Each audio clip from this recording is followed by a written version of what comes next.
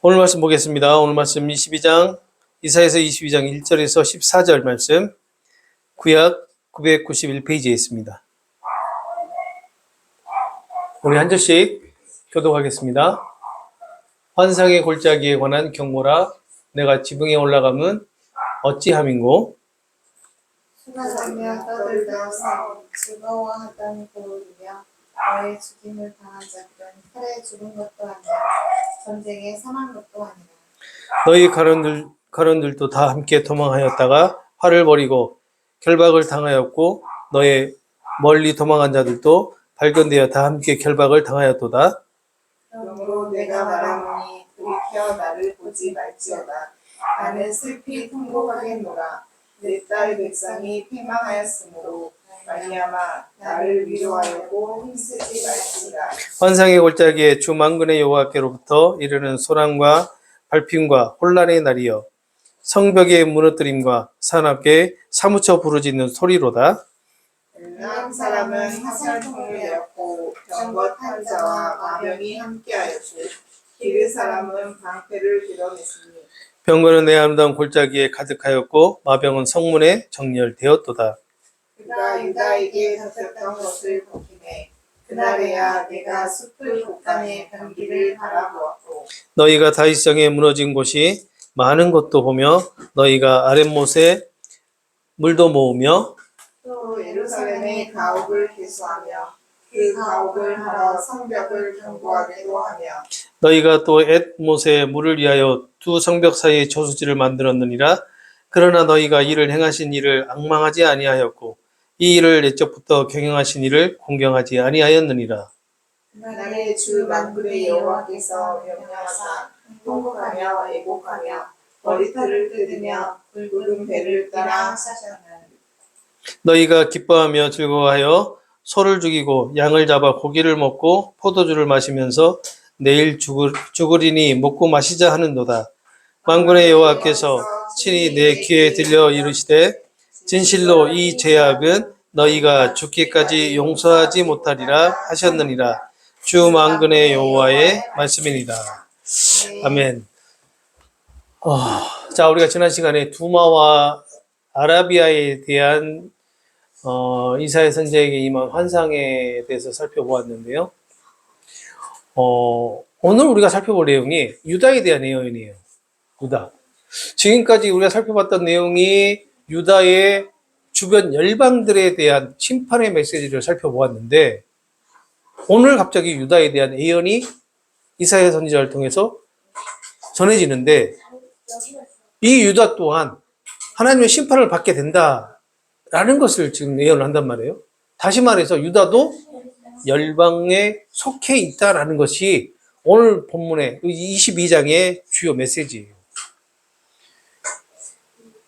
다시 말하면 이스라엘의 하나님의 그 선민이지만, 유다가 이스라엘 선민이잖아요. 선민이지만 하나님의 뜻에서 벗어나고 또 하나님만을 섬겨야 되는 그 하나님의 백성들이 우상을 숭배하고 세상의 권력과 힘이라고 하는 그런 세상을 숭배하면서 세상을 따라 의지하고 또 하나님과 맺은 특별한 관계를 상실해버리는 그러한 결과가 나타나게 되면 결국 선민이었던 이 이스라엘, 유다 역시 세상에 속한 많은 나라들 가운데, 그러니까 오늘 우리가 지금까지 살펴봤던 그 열방들, 주변의 열방들의 나라들 가운데 하나에 불과하다라는 것을 알 수가 있는 거고, 결국은 그렇게 되면 하나님의 심판에서 벗어날 수 없는 나라가 된다라는 것을 말씀하고 있는 거예요. 바로 22장은 이러한 사실에 대한 예언을 하고 있는 것이라 할 수 있습니다. 그래서 1절에서 14절까지는 회개하지 않는 유다에 대해서 이렇게 표현을 하고 있고, 또 15절은 유다 왕국을 맡은 자 셈나라고 하는 인물에 대해서 소개를 해요. 그리고 16절에서 19절은 셈나가 자기 직분을 다하지 못하는 그런 내용을 고발을 하고, 그래서 결국 20절에서 25절에 셈나의 자리를 엘리야김이라고 하는 인물이 대신하게 된다라는 그런 내용으로 전개가 됩니다. 셈나와 엘리야김에 대해서는 다음 주에 우리가 살펴볼 거예요. 이사야 선지자의 이 환상은 열방에서 다시 유다로 향하게 되는데, 이것은 유다에 대한 하나님의 경고에도 불구하고 끝까지 이 유다가 어떻게 해요? 회개하지 않게 되고, 또 그런 결과로 결국 하나님의 진노에서 벗어날 수 없는 그런 지경에까지 이루게 되고, 또 이사야 선지자는 유다를 향해서 하나님의 심판이 임할 것이다 라는 것을 선포하게 되는 그런 결과까지 나타나게 되는 거죠. 그래서 22장의 그 유다에 대한 예언은요, 그 유다의 타락, 다시 말하면 유다의 타락도 타락이지만 특별히 지도자들에 대한 그런 부패, 유다 지도자들 부패, 그리고 그러한 부패가 유다를 멸망의 길로 인도하고 있었다라는 것을 고발하고 있는 그런 내용이라고 볼 수가 있는 거예요. 자, 오늘 본문은 BC 701년, 그러니까 아수르의 사네림 왕이 예루살렘을 포위했던 것을 배경으로 지금 하고 있는 것으로 추정이 돼요. 열왕기하 18장 13절에서 16절을 보게 되면 자세히 알 수 있는데 한번 우리 찾아서 읽어볼까요? 열왕기하 18장이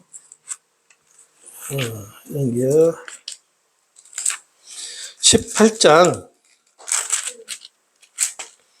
13절부터거든요.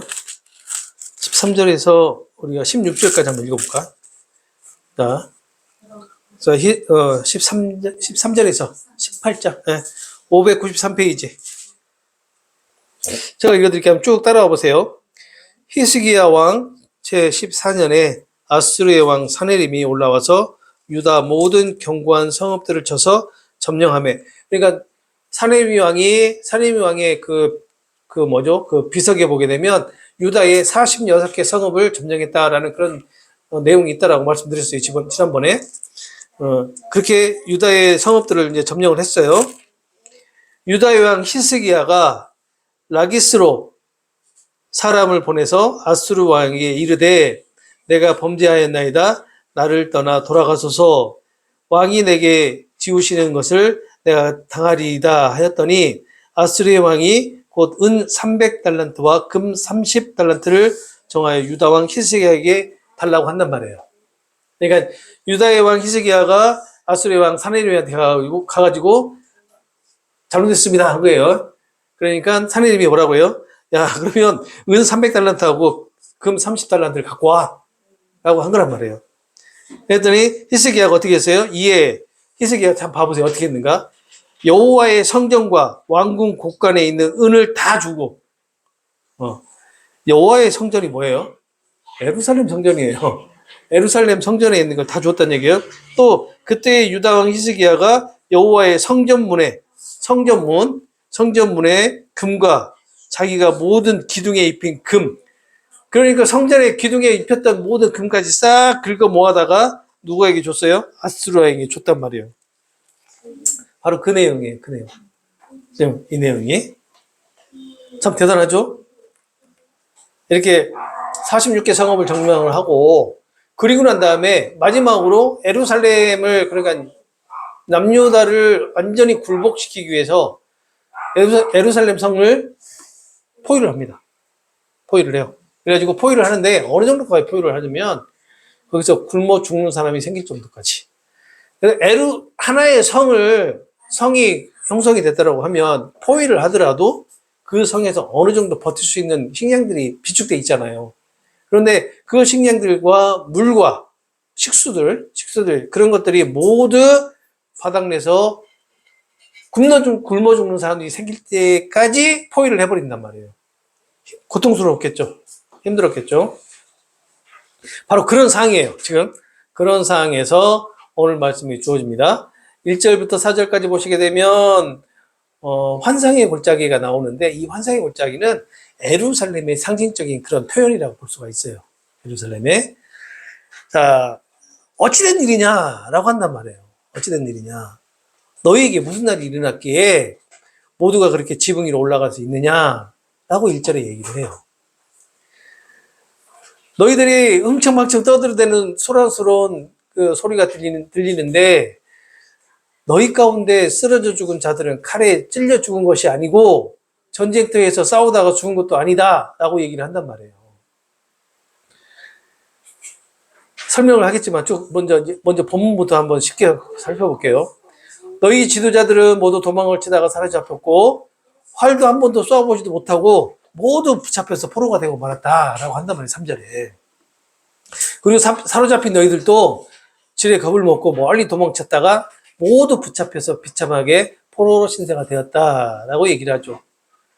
그러므로 내가 슬피 통곡하며 말하기를 나를 그냥 혼자 내버려둬라. 다들 비켜라. 혼자 실컷 울면서 마음껏 통곡하게 그냥 하라. 내 딸, 내 백성이 멸망했다고 나를 불쌍히 여겨 위로하려고 애쓰지 마라. 라고 1절부터 4절을 얘기합니다. 자, 보니까 예루살렘 성전에 있는 이스라엘 백성, 남유다 백성들이 모두 지붕에 올라가서 이렇게 내다보고 있단 말이에요. 머리를 쭉 미어캣같이 쭉 내밀고 내다본단 말이에요. 왜 볼까? 무엇을 보고 있었을까? 자, 이렇게 포위를 하니까 아까 열왕기 하에서 뭐라 했어요? 뭘 갖다 줬어요?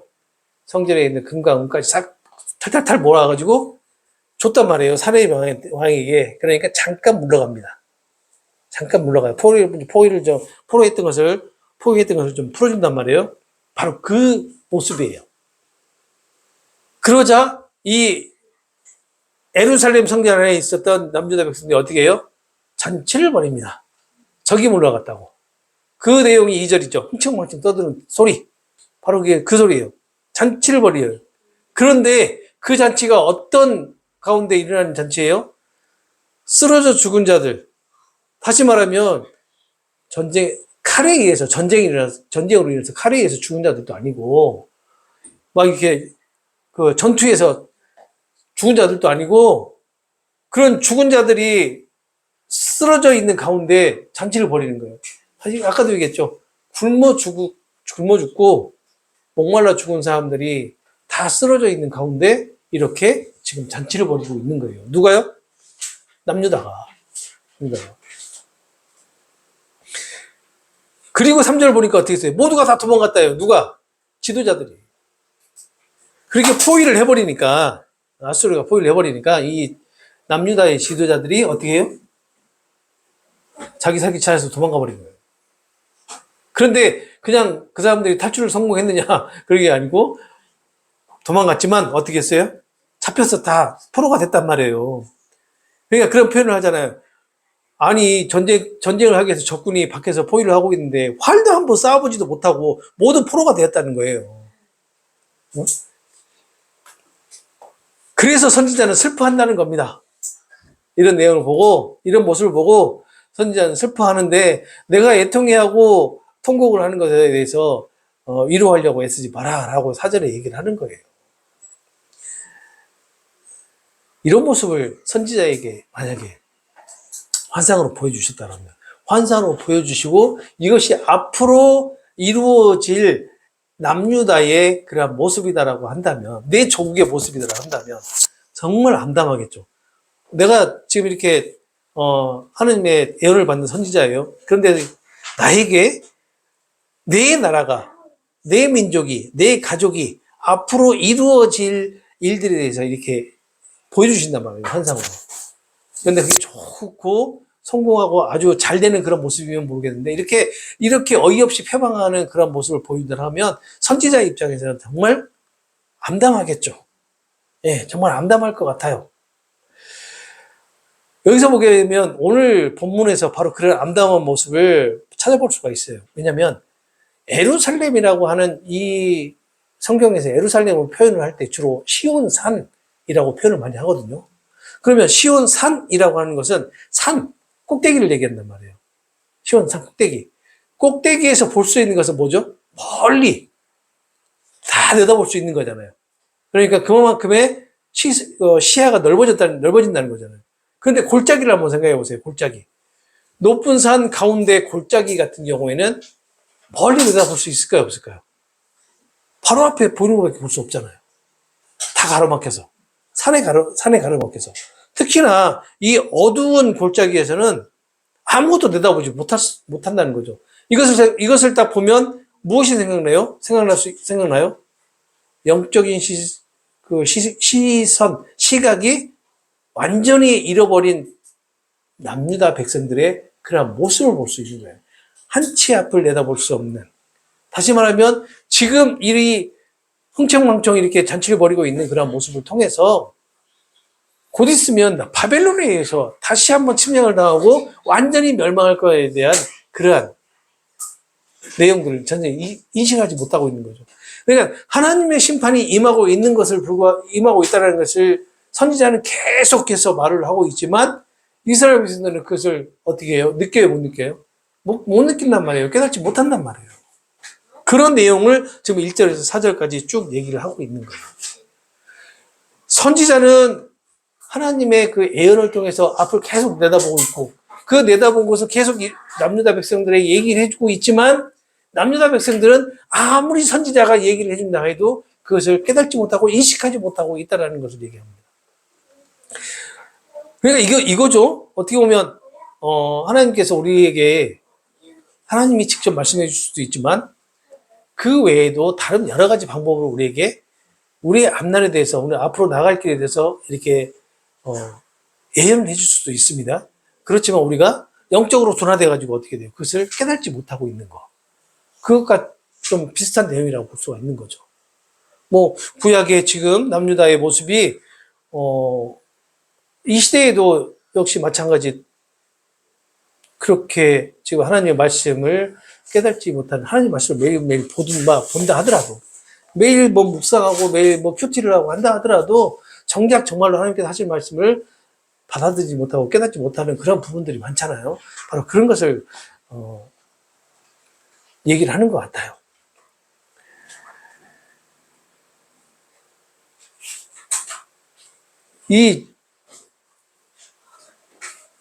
물론 남유다가 힘들었을 거라고 생각을 해요. 왜냐하면 기아로 죽는 사람까지 생길 정도로 포위를 하고 있었으니까. 그런데 그 적군들이 물러갔다고 해서 이렇게 흥청망청 방탕하게 이렇게 잔치를 벌이고 환락에 빠져 있다라고 하는 것은 좀 이해할 수가 없는 거죠. 그렇죠?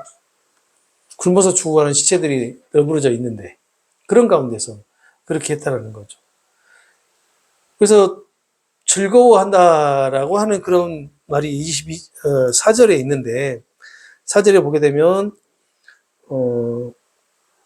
4절이 아니고 2절에 보게 되면 소란하며 떠들던 성 즐거워하던 거울이라고 되어 있는데 이 즐거워하다라는 이 말 속에는 어떤 의미가 있냐면 그 헛된 자만에서 나타나는 의기양양한 기쁨이 있죠.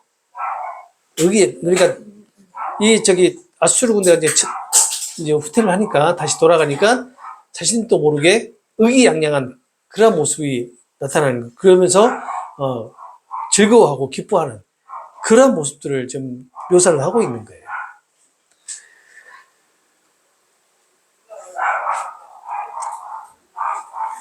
참 이러한 예루살렘의 미래를 환상으로 본 선지자는 암담했을 것 같아요. 아수르 군대가 철수를 했다고는 하지만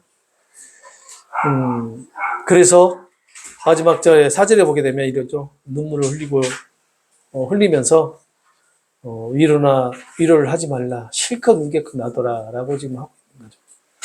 남유다의 미래를 바라보고 이 선지자는 정말 슬퍼했던 것 같아요. 그러면서 5절에서 7절에 보게 되면 선지자가 임박한 그 예루살렘의 멸망에 대한 그 환상을 다시 한번 보게 됩니다. 보게 되면 만군의 하나님께서 환상의 골짜기에 혼란과 두려움과 짓밟힘의 날이 오게 하셨다라고 하잖아요. 결국은 아수르에게는 벗어나지만 다시 벗어날 수 없는 바벨론에 의해서 완전히 멸망을 하게 되는 그런 모습들을 아마 이사야 선지자는 봤을 것 같아요. 그날에는 어때요? 성벽은 와르르 무너지고 그리고 백성들의 울부짖는 소리가 산 골짜기마다 메아리 칠 것이다 라고 지금 표현을 하고 있어요. 5절에. 이 표현을 보더라도 우리가 금방 알 수가 있는 거죠. 아, 드디어 남유다가 심판을 받게 되는구나.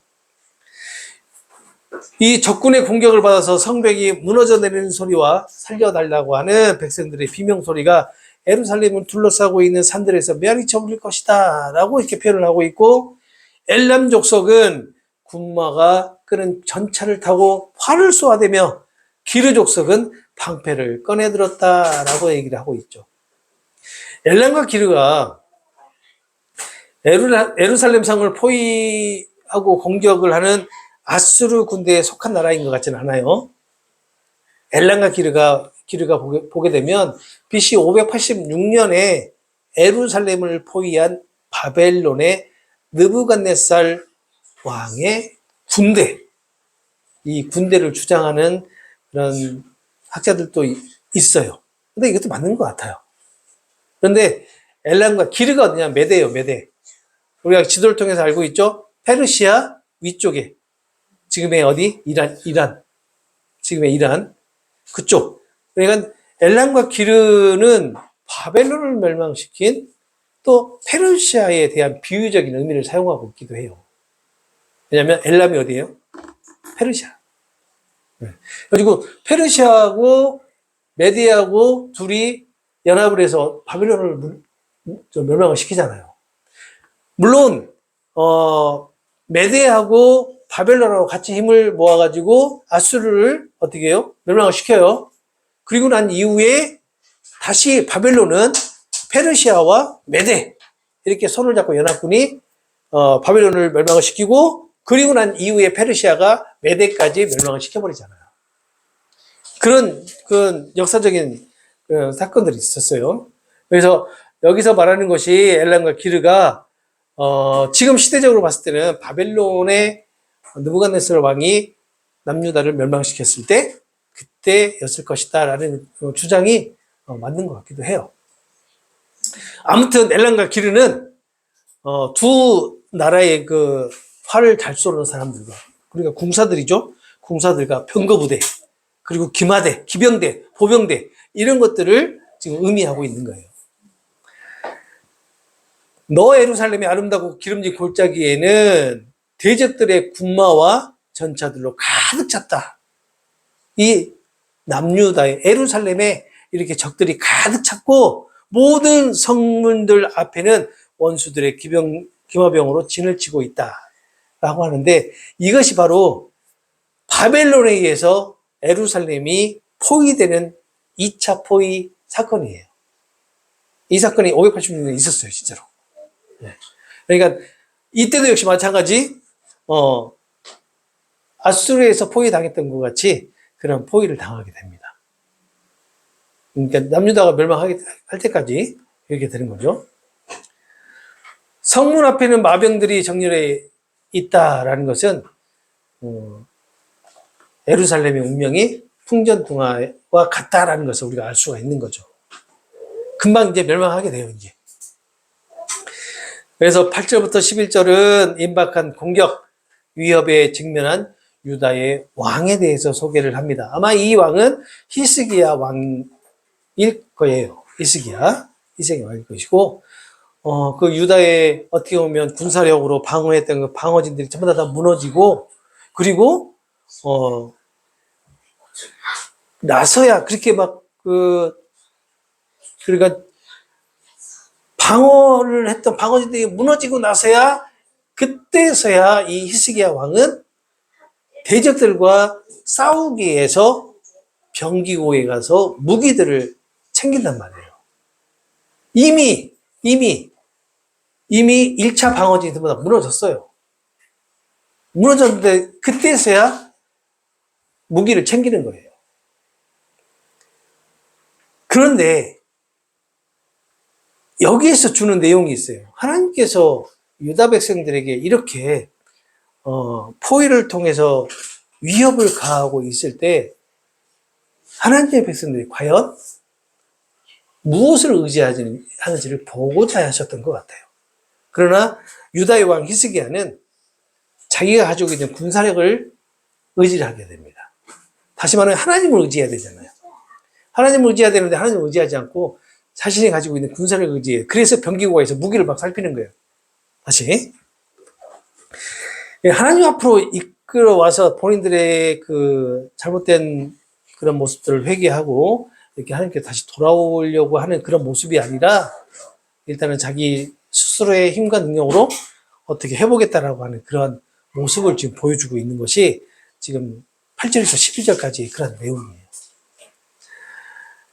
또 계속해서 보게 되면 옛날에는 너희의 다윗성 곳곳에 무너진 것을 알아차리고 이제 그때 그렇게 이제 1차 방어선이 무너지고 난 다음에서야 이 예루살렘 성이 곳곳이 무너졌다는 것을 알아차리고 허둥지둥 이제 아랫못에 있는 물을 저장하였다라고 하는데 이거 뭐냐면 전쟁 준비를 그때서야 하는 거예요. 이 물을 저장한다는 얘기 뭐냐면 식수도 식수지만 전쟁 때 반드시 필요했던 게 물입니다. 물. 특히나 팔레스타인 지역에서는 이게 뭐죠? 뜨겁잖아요. 물이 없으면 전쟁에서 반드시 지게 되죠. 그래서 예루살렘 성전 곳곳에 그 연못이 있잖아요. 인공적으로 만들어진 연못. 그리고 그곳에는 항상 물이 채워져 있게끔 한단 말이에요. 그 중에 하나가 갑자기 생각이 안 나네. 나중에 생각하면 말씀드릴게요. 실로암이에요, 실로암. 그 중에 하나가 실로암이에요. 예, 연못. 예. 그래서 이때서야 전쟁 준비를 하고 있는 거예요. 이때서야. 물도 챙기고, 그리고 이렇게 예루살렘 성전이 조금씩 이제 파괴되고 하니까, 그 다음 절에 보게 되면 이 집들을 조사를 하고, 또 그 집들을 헐어서 그 성벽을 다시 보수할 수 있는, 무너진 데를 보수할 수 있는 재료들을 그때서야 이제 막 모으기 시작을 한다는 내용이 계속해서 이어지고 있는 거예요. 또 그날에, 또 이렇게 나오죠. 그날에 너희는 두 성벽 사이에 저수지를 만들고 옛 못에다가 물을 끌어대기도 하였다. 라고 하잖아요. 그러나 어리석은 백성들아, 너희는 이런 일을 행하신 주를 바라보지 않았고, 이렇게 너희들을 심판하려고 하시는 하나님을 바라보지 않고, 그리고 오래전부터 이런 재앙을 계획하신 분을 너희들은 찾지 않았다. 이런 일들을 너희들을 이렇게 심판하시려고 하는 하나님을 찾지 않았다는 거예요. 이사야 선지자가 적의 공격을 대비하는 백성들의 행위가 잘못되었다고 말하고 있는 게 아니에요. 다만 그 행위의 이면에 있는 하나님을 앙망하는 그러한 마음이 전혀 없다라는 것을 질책을 하고 있는 겁니다. 앙망하다, 공경하다라고 하는 말이 나와 있는데 이 히브리어 앙망하다, 공경하다라는 이 말의 뜻이 바라보다예요. 의지하다. 그러니까 하나님을 앙망하지 않았다. 하나님을 바라보지 않았다. 의지하지 않았다라는 거죠. 하나님을 공경하지 않았다. 하나님을 바라보지 않고 하나님을 의지하지 않았다라는 그런 의미예요. 이 일을 행하신 이 일을 경영하시니 이것은 문자적으로 보게 되면 그것을 만드신 자 그리고 그것을 빚으신 자라고 문자도 해석이 되는데 유다 민족 앞에 놓인 그 위기를 조성하신 분이 궁극적으로 누구라는 거예요? 하나님이시다라는 것을 얘기하고 있잖아요. 그래서 하나님께 돌아오지 않는다면 그들은 어떠한 자신들의 그 자구책을 강구한다 할지라도 결국은 뭐예요? 자신 스스로는 문제점을 해결할 수 없다라는 거예요. 지금 그것을 지금 강하게 지금 암시하고 있는 겁니다. 이 시대의 그리스도인들이 어떤 문제에 봉착했을 때 그 문제를 해결하기 위한 자구책을 스스로 막 구하려고 하지만 결국은 있잖아요. 그 문제들이 해결되진 않죠. 하나님께로 우리가 돌아왔을 때 해결되는데 그 문제가 실질적으로 문제가 해결되는 것이 아니라 우리의 생각과 이성을 바꾸신단 말이에요. 그러면서 그 문제 가운데서도 어떻게 해요? 하나님을 의지할 수 있는 마음을 주신단 말이에요.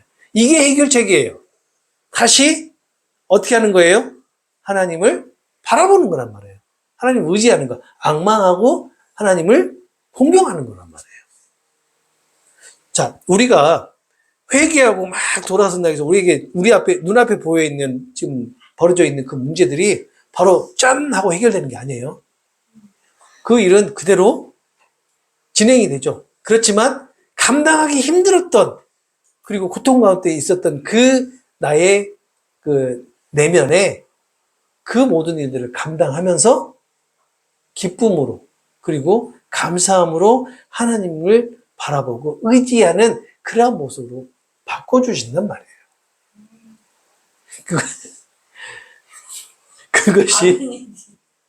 그것이 바로 이렇게 오늘날 우리에게 주어지는 하나님을 앙망하라라고 하는 그러한 내용이에요. 네, 아멘 해줘서 감사합니다.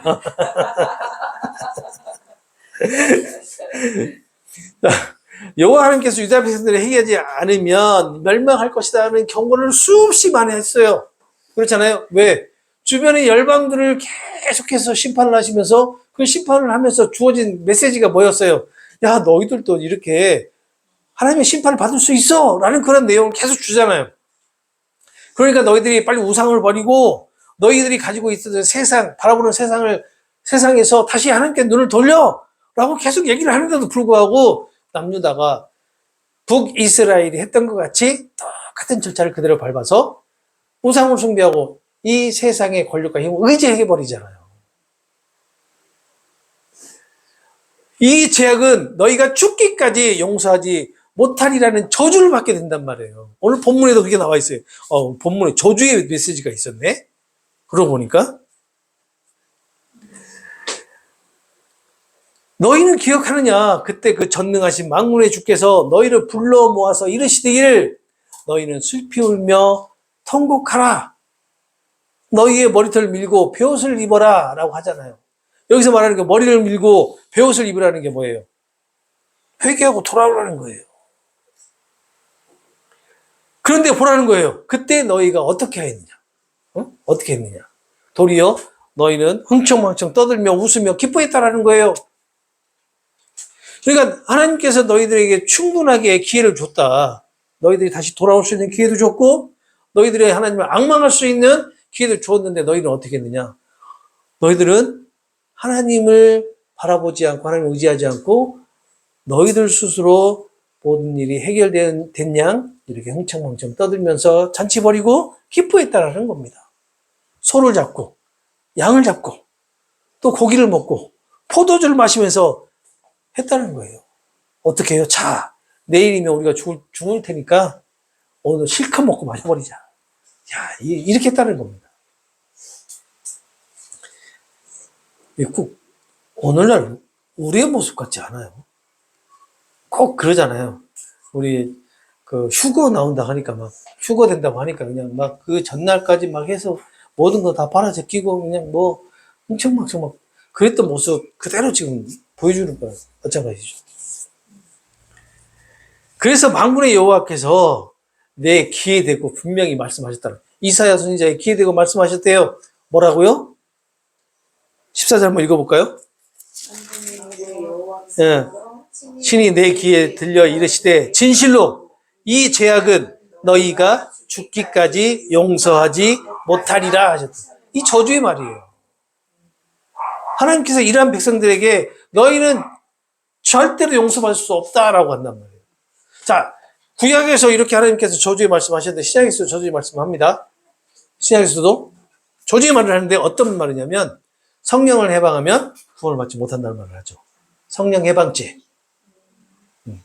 성령을 거스르면 너희들은 절대 구원받지 못한다. 나는 이게 어떻게 보면 이 구약에서의 연결된 이 저주의 말씀이다라고 할 수가 있어요. 그러니까 하나님 모든 죄를 다 용서하신다고 했어요. 그렇지만 성령을 거스리고 성령을 해방하는 죄는 용서하지 않겠다라고 말씀하시죠. 바로 그겁니다. 오늘 말씀입니다. 이사야 선지자를 통해서 지금 남유다 백성들에게 하나님은 분명히 이러한 모습을 환상을 통해서 보여줍니다. 그리고 이사야 선지자는 이러한 내용을 남유다 백성들에게 어떻게 했을까요? 선포를 했을까요? 안 했을까요? 선포를 했겠죠. 네, 목이 터져라 선포했을 것 같아요. 목이 터져라. 왜? 그것이 이사야 선지자의 사명이기 때문에.